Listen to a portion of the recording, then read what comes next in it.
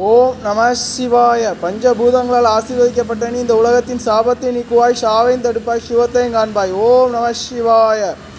யமனோட வருமானம் உன்னை ஏமாற்றும் என்றால் சிவனோட பார்வை உன்னை காப்பாற்றும். ஆணவம் என்பது கண்ணீர் கடலில் கலந்தாலும் உலகத்தாரின் அன்பு உன்னை காப்பாற்றும். நாடி துடிப்பு இந்த உலகம் என்றால் இதயத்தின் துடிப்பு நீ என்று உணர்த்தினாய் கண்மணியே.